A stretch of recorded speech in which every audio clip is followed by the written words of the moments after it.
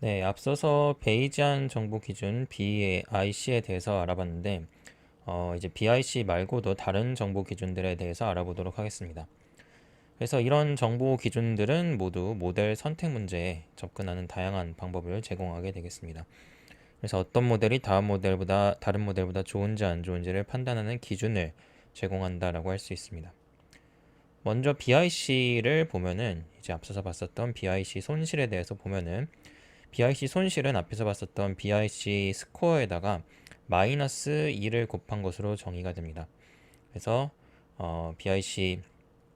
BIC 점수가 여기까지였었죠. 네, BIC 점수에다가 마이너스 2를 곱한 것으로 정의를 하게 돼서 우리가 BIC 점수는 클수록 이제 좋은 모델이다 할 수 있었는데 BIC 로스는 작을수록 좋은 모델이 되는 것입니다. 여기서 이제 마이너스 2를 곱하는 이유는 결국에 가우시안 라이클리후드를 사용할 때 가우시안 라이클리후드를 사용하면은 이제 2분의 1이 이제 존재하게 되는데요. 그 개수를 없애기 위해서 이제 이렇게 마이너스 2를 곱해서 좀 표현을 단순화하기 위함이 되겠습니다. 그래서 이 식을 해석해 보면은 첫 번째 항 얘는 모델이 데이터를 얼마나 잘 맞는지 모델이 주어졌을 때 데이터가 존재할 확률 즉 라이클리후드가 되겠죠. 그 다음에 얘는 페널티 항이라고 했었죠. 결국에 모델의 복잡도가 커질수록 이 뒤쪽의 수치가 어, 커져가지고 우리가 페널티가 되는 것입니다. 여기서 이제 로그 n 즉 이제 데이터의 개수 n이 들어갔다라는 특징이 있었고 이제 모델의 차원수 dm이 이렇게 앞에 붙는다라는 특징이 있었습니다. 그 다음에 이제 BIC랑 비슷한 AIC에 대해서 알아보도록 하겠습니다. AIC는 BIC랑 이제 유사하지만 이 복잡도 페널티 양이 다릅니다. 주요 차이점은 얘만 이제 다르다고 할 수가 있는데요. 얘는 이제 그 로그 n이 없죠. 즉 이제 데이터의 개수에 디펜던트하지 않는다. 샘플의 크기에 이제 독립적이다고 할 수가 있게 되겠습니다. 그래서 이런 차이로 인해서 AIC랑 BIC는 서로 다른 상황에서 더 적합할 수가 있습니다. 일반적으로 AIC는 예측 성능을 최대화하는데, 즉 예측 성능을 가장 잘 좋게 하는데 목적이 있고요. BIC는 좀 진짜 모델을 찾는데, 그러니까 진짜 히든 뭔가 알려지지 않은 히든 법칙 같은 걸 찾는데 더 좋다라고 할 수 있습니다. 예를 들어서 그냥 뭐 날씨 예측을 할 때 성능만 좋을 것이다라고 한다면 AIC를 통해서 선택하는 게 더 유용할 수 있고요. 우리가 진짜 물리 법칙 같은 것을 발견하려고 한다라면 BIC를 통해서 선택을 하는 게 더 좋을 수가 있습니다. 그리고 이제 AIC는 뭐 아카이크 인포메이션 크라이테리온이라는 약자가 되겠습니다. 다음에 이제 최소 설명 길이 MDL의 원리에 대해서 알아보도록 하겠습니다. Minimum Description Length라고 할 수가 있고요. MDL은 정보 이론의 관점에서 모델 선택 문제에 대해서 접근한다라는 관점이 되겠습니다. 그래서 MDL의 기본 아이디어는 데이터를 가장 적은 수의 비트로 전송할 수 있는 모델을 선택을 하자라는 것이 되겠습니다. 그래서 마치 데이터를 가장 효율적으로 압축할 수 있는 모델을 찾는 것과 같다라고 할 수가 있습니다. 예를 들어서 이제 친구한테 긴 문자 메시지를 보내야 하는데 문자 메시지가 길수록 요금이 비싸다라고 상상해 봅시다. 이때 메시지의 의미를 유지하면서도 가능한 짧게 만들고 싶은 게 우리의 목적이 되겠죠. 이게 바로 MDL의 기본 아이디어가 되겠습니다. MDL의 목적 함수는 아래와 같이 정의가 됩니다.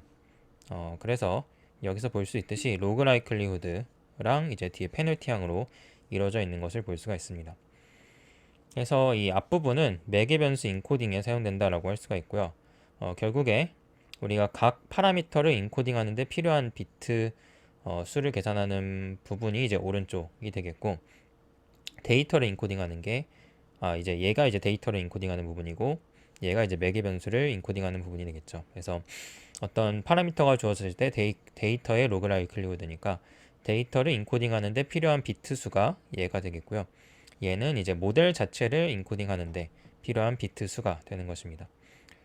이제 문자 메시지 예시를 생각해 봤을 때 매개 변수 파라미터를 인코딩한다라는 뜻은 압축 방법을 우리가 어떻게 했는지를 이제 친구한테 보내야지만 친구가 그걸 나중에 해체해가지고 우리의 메시지를 읽을 수가 있잖아요. 그 압축 방법을 보내는 데 필요한 이제 비트 수라고 할 수가 있고요. 그리고 데이터 인코딩은 실제로 그 압축 방법으로 데이터를 보낼 때 필요한 비트 수가 되겠습니다. 그래서 앞에서 본 BIC랑 사실 형태가 동일하다라고 할 수가 있습니다. 사실 이 MDL에다가 2를 곱한 게 이제 BIC죠. 그래서 우리가 다른 관점에서 접근했는데도 불구하고 이 BIC랑 MDL은 결과값이 같습니다. 그래서 단순하게 이제 두 배 차이가 나는 그런 결과값이 되겠고요. 최적화 목적에서 이제 세타를 선택한다라고 했을 때 동일한 결과값을 내게 되겠죠. 그래서 이제 이 두 방법이 서로 다른 관점에서 출발했지만 결과적으로는 같은 결론에 도달했다는 것을 보여줍니다. 그래서 이러한 접근 방식이 사실 올바른 게 아닌가라는 그런 생각을 할 수 있는 좋은 신호가 되겠습니다. 그리고 이제 다음으로는 widely applicable information criterion, 줄여서 이제 WAIC라고 부르는 것을 얘기해 보도록 하겠습니다. 얘는 이제 BIC, AIC, MDL이 가지고 있는 몇 가지 문제점을 해결하기 위해서 제안된 방법이 되겠고요. 이 WAIC는 싱귤러 모델에서도 잘 작동을 합니다. 싱귤러 모델이라는 것은 뭐냐면은 파라미터랑 라이클리후드 사이의 매핑이 1대1이 아닌 모델을 말하게 되는데요. 쉽게 말해서 데이터 샘플보다 매개 변수가 훨씬 더 많은 상황을 의미를 합니다. 그래서 딥러닝 모델이 대표적이죠. 딥러닝 모델이 대표적이고 그 외에도 이제 복잡한 모델, 일반적으로 복잡한 모델은 대부분 싱귤러 모델이 되겠습니다. 그래서 이런 모델에서는 우리가 피셔 인포메이션 행렬이 싱귤러가 돼가지고 역함수 혹은 역행렬을 구할 수 없게 되는 경우가 많습니다. 그래서 그런 경우에 대해서는 우리가 이 WAIC를 선택해야 될 수도 있습니다. 그래서 얘를 이용해서 모델을 선택해야 될 수도 있고요. 예를 들어서 이제 신경망 모델, 뉴럴 네트워크 같은 것들이 이제 매개 변수 조합에 따라서 동일한 출력을 만들어낼 수가 있습니다. 그래서 이런 경우에 대해서는 기존에 이제 이런 BIC, AIC 같은 것들은 제대로 작동을 안 할 수가 있습니다. 그래서 어떤 문제를 푸는데 답이 한 가지가 아닌 경우를 우리가 싱귤러하다라고 부르는데요. 그래서 그런 경우가 보통 이제 샘플의 개수보다 파라미터 개수가 더 많을 때 우리가 싱귤러하다라고 부르게 되겠습니다.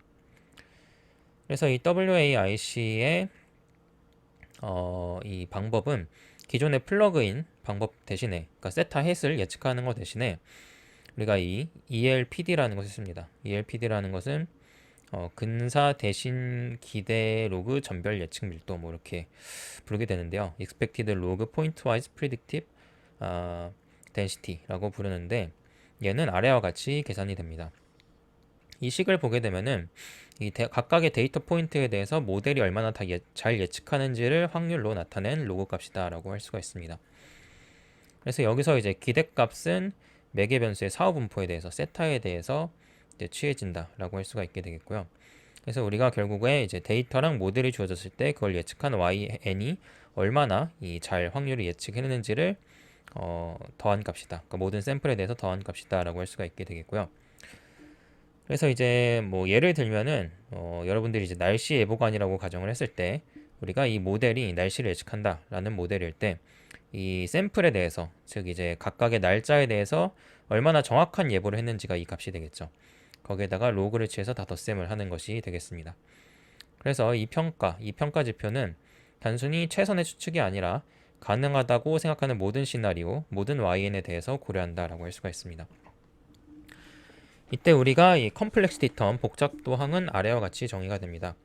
그래서 이 WAIC는 구체적으로는 얘랑 얘로 두 가지로 이루어져 있는데 이 오른쪽에 있는 텀은 복잡도 텀, 즉 이제 문제가 모델이 이제 복잡하게 될 경우에는 얘가 커져가지고 우리가 더 안 좋은 수치를 둬야 되겠죠. 그래서 이 복잡도 텀은 이런 식으로 정의가 되는데 모델의 이제 플렉시블리티, 그러니까 모델이 얼마나 복잡한지를 측정하고요.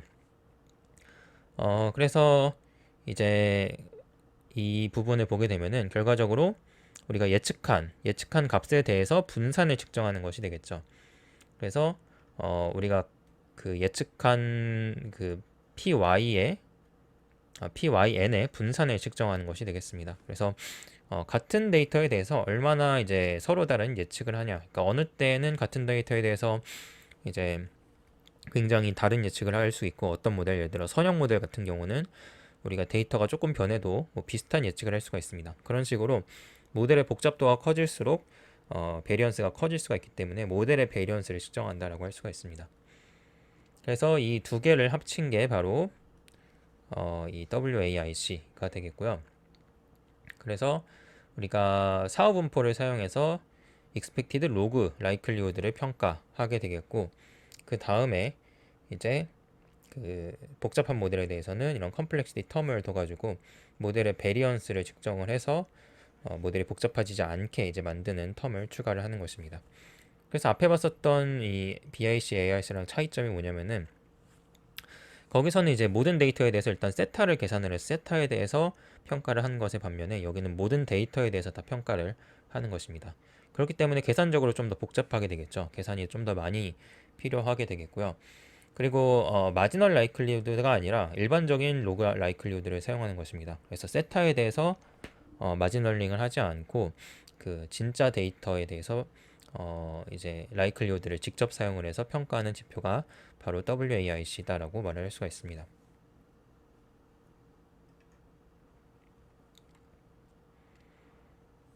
네, 그래서 앞에서 베이지안 방법을 이용한 가설 검정 방법에 대해서 배웠는데요. 이런 개념을 더 확장해서 효과 크기에 대한 사후 추론이랑 그리고 실용적인 베이지안 유의성 검정 이런 것들을 알아보도록 하겠습니다. 그래서 앞서서 배운 베이지안 가설 검정 방법은 이제 베이지 인자, 베이지 팩터를 사용하는 방법이 있었죠.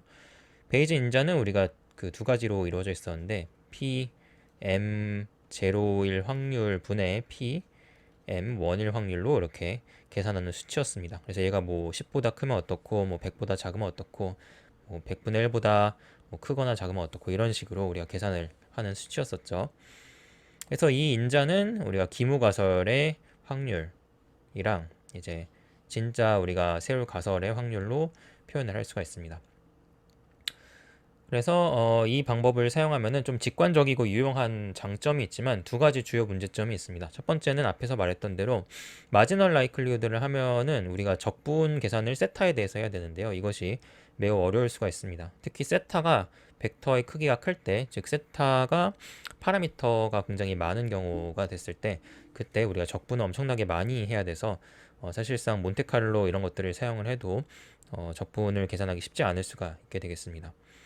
그리고 두 번째로는 결과가 사전 분포 프라이어의 선택에 민감하게 영향을 받습니다. 그래서 우리가 적분 계산에서 사전 분포를 써야 됐었죠. 이제 P 세타 M을 이제 써야 됐었는데요. 얘를 어떻게 놓을 것인지에 따라서 이 적분 내부의 계산이 엄청나게 많이 달라지게 되겠습니다. 그래서 얘를 이제 인간이 선택을 해야 되는데 이거에 따라서 적분 값이 엄청나게 크게 달라지게 될 수가 있는 것이죠. 그래서 이러한 이유로 이제 다양한 많은 연구자들이 이펙트 사이즈라는 것을 추정하는데 더 큰 관심을 갖게 됐습니다. 그래서 이펙트 사이즈라는 게 무엇인지 알아보도록 하겠고요. 이펙트 사이즈라는 것은 간단히 말해서 어떤 두 집단 또는 조건 간의 차이의 크기를 정량하는 것입니다. 그래서 여기에서의 목적은 비율이 아니라 두 개 모델 간의 차이를 계산한다라고 할 수가 있습니다. 예를 들어서 우리가 새로운 학습 방법을 만들었다라고 했을 때 이 학습 방법이 학생들의 시험 점수를 얼마나 향상시키는지 알고 싶다라고 해봅시다. 그래서 기존 방법으로 공부한 학생들의 평균 점수가 70점이고 새로운 방법으로 공부한 학생들이 75점이다 라고 한다면은 이때 이펙트 사이즈는 그 차이인 5점이 되는 것입니다. 그래서 이러한 관점으로 볼 때 전통적인 가설은 전통적인 우리가 그 BIC나 베이지 벡터 같은 경우는 기무 가설을 둬야 되는데요. 효과가 없다. 효과의 크기가 정확히 0이다 라는 이런 것을 둬야 됩니다. 근데 이것은 사실 현실 세계에서 다소 비현실적으로 보일 수가 있게 되겠습니다. 왜냐면 이제 현실 세계에서 정확히 0인 효과는 없기 때문에 우리가 많은 경우에는 이 많은 연구자들이 이 기무 가설을 이제 허수아비 가설이라고 부르고 있습니다. 그래서 널 하이포테시스를 이펙트 사이즈가 0으로 두고 그리고 얼터네이티브 하이포테시스를 0이 아니다라고 두고 하면은 사실 어떤 학습 방법이든 여기에 들어갈 확률이 훨씬 높게 되겠죠. 그래서 정확히 학습에 효과가 0인 그런 학습 모델은 없기 때문에 그렇기 때문에 우리가 이런 확률의 연산의 가능성이 더 커지게 됩니다. 결과를 우리가 이펙트 사이즈가 0이 아니다라고 낼 가능성이 더 커지게 되겠죠. 그래서 그게 아니라 우리가 그 두 개의 모델의 차이를 모델링하자. 이게 바로 이펙트 사이즈의 방법론이 되겠습니다. 그래서 구체적인 예를 통해서 개념을 설명을 해보면요. 두 개의 모델, 두 개의 머신러닝 모델 M1, M2가 있다라고 해봅시다. 얘는 이제 클래시파이어 분류기가 되겠고요. 그래서 우리의 목표는 어떤 분류기가 더 나은지 비교하는 것이 되겠습니다. 그래서 이 mu1이랑 mu2를 각각 M1, M2의 평균 정확도라고 해봅시다. 그리고 델타를 mu1 빼기 mu2라고 정의를 합니다. 결국에 델타는 두 분류기의 정확도 차이를 나타내는 어떤 이펙트 사이즈라고 할 수가 있습니다. 그래서 정확도의 차이를 우리가 델타라는 것으로 두게 되겠고요. 우리가 여기서 모델링 해야 되는 것은 결국에 델타가 0 이상일 확률이 되겠습니다. 그래서 결과적으로 그 문장으로 말을 하면은 주어진 데이터에서 모델 1이 모델 2보다 더 정확할 확률이 바로 얘가 되겠죠. 그래서 이 확률을 계산하기 위해서 베이지안 추론을 쓸 수가 있게 됩니다. 그래서 베이지안 추론의 경우에는 사후 확률을 계산하는 것이 되겠죠. 그래서 사후 분포를 계산하는 것이 되겠는데, 사후 분포는 이제 여기서 이제 다시 쓰자면은 P 델타 바 D, 얘는 뭐랑 비례하냐면은 P 데이터 바 델타 곱하기 P 델타랑 비례한다 라고 할 수 있습니다. 그래서 얘가 라이클리후드고 얘가 프라이어다 라고 이제 앞에서 배웠습니다. 그래서 이렇게 우리가 라이클리후드랑 프라이어를 이용해서 이런 포스테리어를 계산할 수가 있게 되겠고요. 이 포스테리어를 이용해서 우리가 이 확률을 계산할 수가 있습니다. 0보다 클 확률을 계산할 수 있게 되겠죠. 그래서 이 분포를 구한 이후에 델타가 0 이상일 부분을 적분을 하면 되겠습니다. 근데 여기서 한 가지 주의할 부분이 우리가 이 델타가 0보다 크다 라고 해서 그 어떤 모델 1이 실질적으로 모델 2보다 더 훨씬 좋다라고 할 수가 있을지 생각을 해볼 수 있습니다. 근데 꼭 그렇지는 않다라는 결론을 얻을 수가 있는데요. 예를 들어서 M1의 정확도가 M2보다 대략적으로 평균적으로 0.0001%더 정확하다라고 해봅시다. 그때 이런 경우에 대해서 모델링을 어떻게 하게 되면은 이 포스테리어가 값이 매우 커질 수가 있습니다. 그래서 뭐 베리언스를 작게 모델링하면 되겠죠. 베리언스를 작게 모델링하면은 mu1보다 mu2가 이 정도만 더 크더라도 얘가 이제 굉장히 확률이 커질 수가 있는 것입니다. 근데 우리가 이런 모델 두 개가 있을 때 사실 M1이 M2보다 엄청나게 좋다라고는 말을 할 수가 없게 되겠죠. 실제에서는 무시할 만한 수준이 될 수가 있습니다. 그래서 우리가 정말 관심 있는 것은 이 차이가 의미 있는지가 되겠습니다. 그래서 이 세타가 0보다 큰지를 계산하는 것보다 우리가 어떤 입실론보다 더 큰지를 계산하는 게 더 좋습니다. 그래서 여기서 엡실론은 우리가 의미 있다고 생각하는 최소한의 효과 크기가 되겠습니다. 그래서 예를 들어서 어떤 모델이 다른 모델보다 좋으려면은 최소한 1%는 더 좋아야 된다라고 한다면은 이 엡실론을 1%로 두면 되는 것입니다. 그래서 얘가 이제 엡실론이 1%가 됐다라고 한다면은 우리가 얘를 이제 선택을 하게 되면은 델타의 절대값이 엡실론보다 크다라는 것을 통해서 우리가 모델 1이 모델 2보다 편차가 1% 이상 있다라는 것을 모델링할 수가 있는 것입니다. 그래서 이런 방식의 검정을 양쪽 검정이라고 부릅니다. 그래서 two-sided test라고 부르고요. 한쪽 검정은 그냥 절대값 없이 이제 얘가 엡실론보다 크다라는 것을 모델링을 하게 되면은 얘는 one-sided test가 되겠습니다. 두 가지가 다른 점은 이제 one-sided에서는 M1이 M2보다 좋을 확률을 측정하는 것이고요. 투사이디드에서는 M1과 M2가 그냥 다를 확률을 측정하는 것이죠. 그래서 이런 식의 차이점이 있다라고 할 수가 있습니다. 네, 다음으로는 이제 Region of Practical Equivalence라는 뭐 한국말로 얘기하면 실용적 동등석 영역, 뭐 줄여서 ROP, 뭐 로프라는 개념을 소개하도록 하겠습니다. 이 개념은 우리가 어떤 영역이 있을 때 얘를 마이너스 입실론부터 엡실론 사이로 정의를 하게 되겠습니다. 그래서 이 R이라는 것은 어떤 범위가 되겠고요. 이 범위는 우리가 실질적으로 차이가 없다, 동등하다라고 간주할 수 있는 효과 크기가 되겠습니다. 그래서 앞에서 봤었던 그 모델 두 개의 차이가 이 범위 안에 있으면은 그 두 모델이 동등하다, 실질적으로 동등하다라고 결론을 내리는 것이죠. 그래서 예를 들어서 어떤 두 약물의 효과를 비교할 때 5%의 차이는 실질적으로 동등하다라고 볼 수 있다면은 우리가 엡실론을 0.05 같은 것으로 선택을 해가지고 이제 그것을 벗어난 약물이 있을 때만 효과가 있다 없다라고 판단을 내리는 것이랑 비슷하다라고 할 수가 있습니다. 그래서 일상생활에서 거의 같다라고 말하는 것과 비슷한 개념이 되겠습니다. 그래서 뭐 키가 170인 사람이랑 171인 사람이랑 키가 거의 같다라고 말하는 그런 예시랑 비슷하다라고 할 수가 있습니다. 이런 로프라는 개념을 이용해서 세 가지 가설을 세울 수가 있게 되겠고요. 일단 첫 번째 가설은 이 델타가 R 범위 내에 있다. 즉 두 방법이 실질적으로 동등하다라는 가설이 하나가 있겠고요. 다른 가설은 이제 M1이 더 좋은 경우에 대해서는 델타가 엡실론보다 크다. 그리고 M2가 더 좋은 경우에 대해서는 델타가 마이너스 엡실론보다 더 작다라는 경우가 되겠습니다. 그래서 이 세 가지 가설 중에서 우리가 선택을 하기 위해서 우리가 얘를 계산을 하게 되겠습니다. 그래서 P 델타 바 D를 계산을 해서 즉 이제 주어진 데이터 D 하에 효과 크기 델타의 포스테리어를 계산을 하게 됩니다. 그래서 얘를 계산한 이후에 이제 각 가설에 대한 확률을 계산을 하게 되겠죠.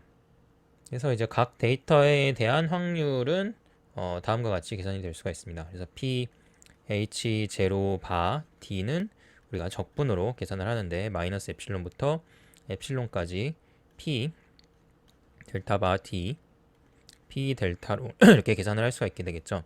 얘는 우리가 그 리전 R 안에 델타가 위치할 확률이라고 할 수가 있게 되겠고요. 그래서 얘를 계산한 이후에 이 적분의 범위를 마이너스 엡실론부터 엡실론까지로 두면 되는 것입니다. 뭐 다른 확률도 비슷하게 계산을 하면 되겠죠. PHA 바 D는 그리고 얘는 적분의 범위를 엡실론부터 무한대까지로 두면 되는 것이고요. 이제 같은 이제 포스테리어를 적분하면 되는 것이고 마지막으로 HP 바 D는 얘도 마찬가지로 적분 똑같은 것을 적분을 하는데 얘는 마이너스 무한대부터 마이너스 엡실론까지를 적분을 하면 되겠죠. 그래서 이런 식으로 포스테리어를 구하고 난 이후에 포스테리어의 수식을 이용해서 델타에 대해 적분을 하는 방식으로 각각의 가설의 확률을 계산할 수 있는 것이 되겠습니다.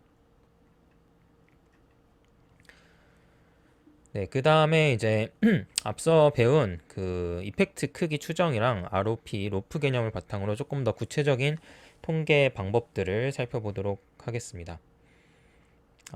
그래서 이제 앞서 배운 그 두 가지 로프랑 이제 그 이펙트 크기 추정을 이제 좀 더 자세하게 살펴볼 텐데 특히 이제 베이지안 t-테스트랑 카이 제곱 검정에 대해서 조금 더 자세하게 설명을 하도록 하겠습니다. 먼저 이제 이펙트 차이에 대한 베이지안 t-테스트부터 시작을 해보도록 하겠습니다. 그래서 두 개의 클래시파이어 M1, M2 두 개의 모델이 있다라고 가정을 했을 때 이 클래시파이어의 성능을 비교하기 위해서 N번의 테스트 예제에 대해서 각 분류기를 평가를 하는 것입니다. 샘플이 N개가 있는 것이고요. 이 각 분류기 보고 이제 그 샘플들을 맞춰보라고 하는 것이죠. 그래서 여기서 이 M 얘를 테스트 예제 i번째에 대한 방법 M의 오차다라고 할 수가 있습니다. 그래서 예를 들어서 1번 샘플을 모델 1이 평가했다라고 했을 때 얘는 E1, M1이 되겠죠. 이런 식으로 각각의 샘플에 대해서 모델이 평가한 결과의 에러를 이런 식으로 둔다라고 할 수 있습니다. 여기에 대해서 우리가 paired t-테스트를 사용한다라고 할 수가 있게 되겠고요. 이것은 뭐냐면은 각 테스트 예제에 대해서 두 방법의 오차의 차이를 직접 비교합니다. 그래서 우리가 어떤 샘플에 대해서 동일한 샘플에 대해서 모델 1번과 모델 2번이 있을 때 걔네들이 오차를 각각 냈겠죠. 근데 두 모델이 비슷하다라고 한다면 오차도 비슷할 것입니다. 근데 한 모델이 다른 모델보다 좋다라고 한다면은 이 차이가 크게 되겠죠. 그래서 이런 식으로 DI를 두 개의 차이로 결정을 하게 되겠고요. 그래서 이 DI가 우리가 이 가우시안 정규 분포를 따른다라고 가정을 하는 것입니다. 구체적으로 이 델타를 평균으로 하고 시그마 제곱을 분산으로 하는 것을 이제 가우시안 분포를 DI가 따른다라고 모델링을 할 수가 있습니다. 그래서 이 델타가 실제 크기가 되겠죠. 이 오차의 크기니까요. 실제 효과의 크기라고 볼 수가 있습니다. 그래서 두 방법의 평균 차이가 되겠고 그리고 시그마 제곱은 차이의 분산이라고 할 수가 있습니다. 그래서 이것은 마치 두 방법의 성능 차이가 어떤 평균값 델타를 중심으로 퍼져 있다라고 생각하는 것과 같습니다. 그래서 궁극적인 목표는 결과적으로 이 P 델타 바 D를 구하는 것이고요. 여기서 D라는 것은 D1부터 Dn까지인데 관측된 모든 차이들의 집합입니다. 그래서 이 D1은 이제 E11 빼기 E12가 되겠고요. 예를 들어 Dn은 EN1 빼기 EN2가 되겠죠. 이런 식으로 관측된 모든 샘플에 대해서 효과의 차이를 D라는 벡터로 두고 이 D를 주어진 상황에서 델타의 확률 분포를 측정하는 게 우리가 관심 있는 바가 되겠습니다. 그리고 이것에 대해서 우리가 일반적으로는 무정부적 사전 분포를 사용을 합니다. 그래서 non-informative prior을 사용을 해서 델타에 대해서 이제 사전에 특별한 정보를 가지고 있지 않다라는 것을 포함을 하게 되겠습니다. 그렇게 하면은 이제 우리의 결론이 주로 데이터에 의해서 결정되도록 할 수가 있습니다. 이러한 가정하에서 이제 평균에 대한 포스테리어 마지널 디스트리뷰션은 아래와 같은 스튜던트 T 분포를 따르게 됩니다. 여기서 이제 이 뮤라는 것은 표본 평균이 되겠고요. 그리고 뮤는 구체적으로 이렇게 di의 평균으로 구성이 되는 것입니다. 그리고 s제곱 얘는 분산의 불편 언바이어스드 추정량이 되겠습니다. 그래서 s제곱 얘는 구체적으로 이렇게 di의 뮤를 빼서 얘를 제곱한 값을 언바이어스드 평균을 낸 값이 되겠죠.